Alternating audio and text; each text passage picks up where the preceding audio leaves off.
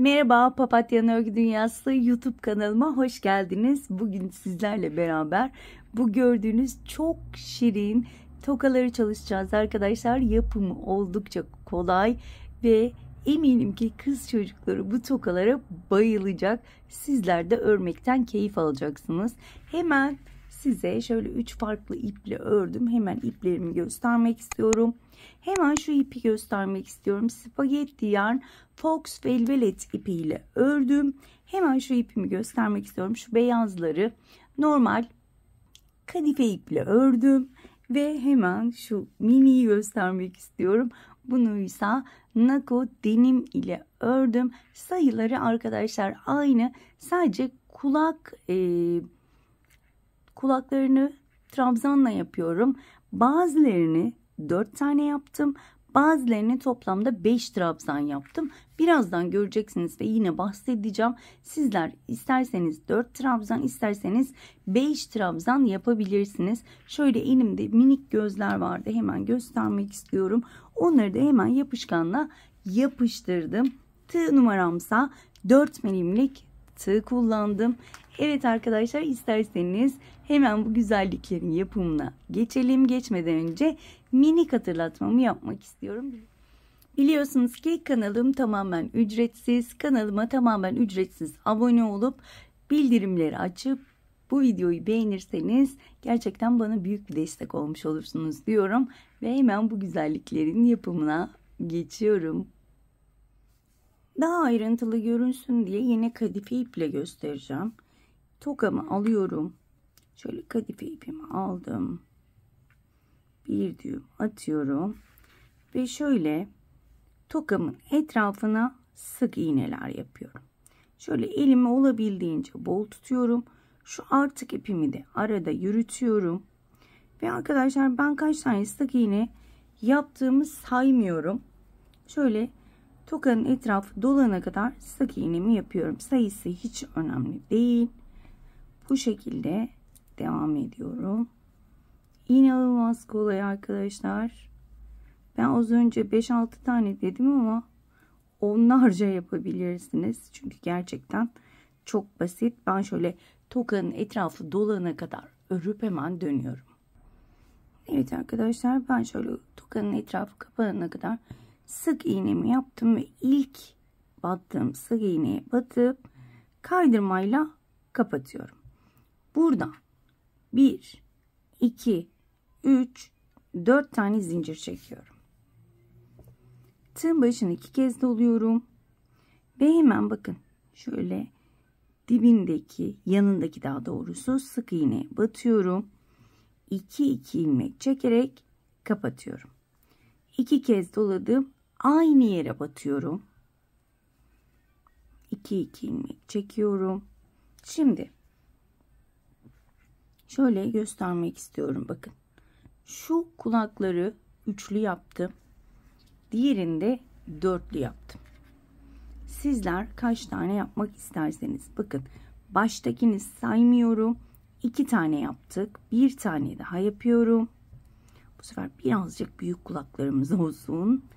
Evet. İlk çektiğimiz zincirle beraber 4 tane. 1, 2, 3, 4 zincir çekiyorum. Hemen dibine, yani yanındakine batıyorum. Aynı yere değil. Kaydırmayla şu şekilde kapattım. Şöyle ilk kulağımı yapmış oldum. Burada bir tane şöyle kaydırma yapıyorum. 1, 2, 3, 4 zincir çektim. Tığın başını 2 kez doladım. Hemen yanındaki sık iğneye batıyorum. 3 kere de kapatıyorum. 2 kez doladım. Aynı yere battım. 3 kere de kapattım. Aynısını yapıyorum.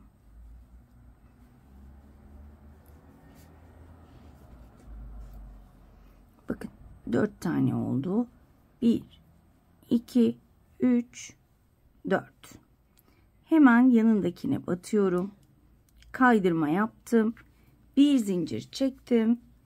Ve hemen şöyle göstermek istiyorum. Büyük kulaklar bence daha güzel duruyor. Şöyle hemen göstermek istiyorum. Çok şık ve çok güzel oldu bence. Hemen şöyle makasımı alıyorum. Evet.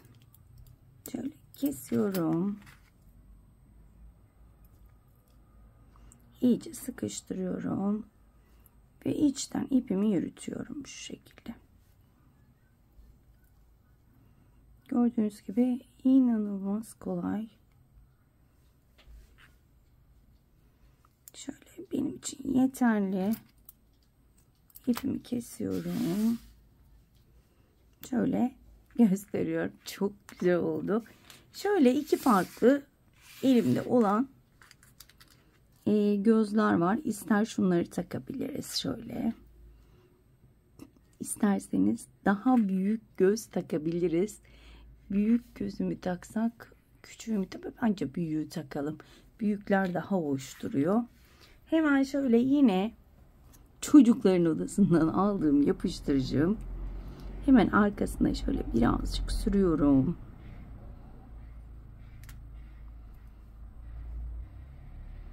Şu şekilde yapıştırıyorum bayrama kadar.